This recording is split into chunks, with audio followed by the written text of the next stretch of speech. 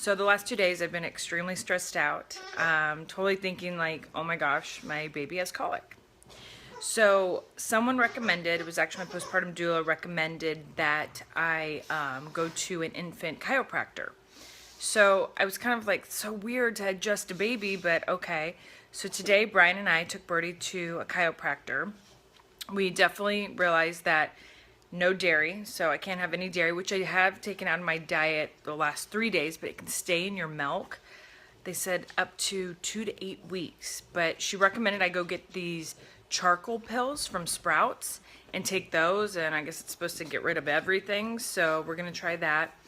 But it's crazy because I will say I've gotten no sleep the last 2 days, and I have been a very frustrated, hopeless mom. Like, you just get to the point, I think I've cried like 4 times, and I just look at Brian and I'm like, I don't know what else to do. So we went today, and it was wild. First off, I have to tell you, so she was like really working Birdie, and like it looked like kind of massages, like not like cracking her, right, but definitely like working like in her like shoulders and necks, and you could see Birdie just like just releasing like pain. Like she just looked like she was like, ah. She never cried, by the way. I was blown.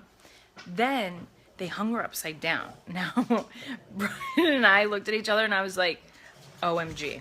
Okay, we have to go really quick. We're gonna take a moment because Josie and Winston like to play with their toys while she's sleeping. Okay, Jojo and Winnie.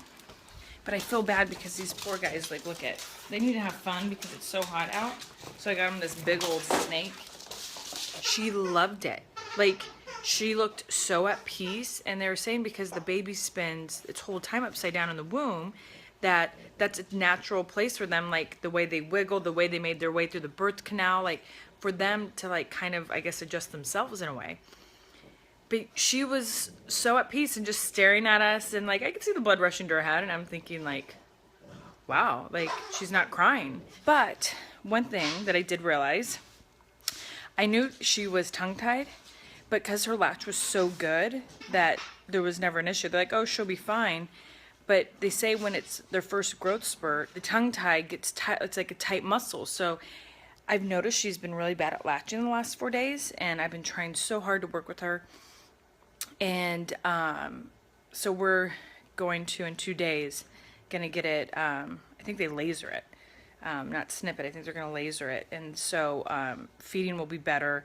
And then because she's been having a lot of air come in with her latching because it's not been good. If you have a colicky baby, or your baby has a lot of gas, seems fussy, all those signs, I am not kidding you. Look up right now your local infant chiropractor, because today I felt like a miracle was done on Birdie. So I recommend it. And also contact any of your local lactation specialist to make sure about your latches and with tongue ties and the best solution, because it's just incredible the network of women I've just met through that, and just how helpful people are. Like, it's insane. Like, sometimes I think we're embarrassed to ask for help. I know I get like that, but like, people want to help you, and everyone loves giving you advice. So know that people want to tell you how to do it. But now, as a vegetarian, and we've taken dairy out of my diet, and I'm trying to go more like a lot more gluten-free, I have no idea what I'm gonna eat.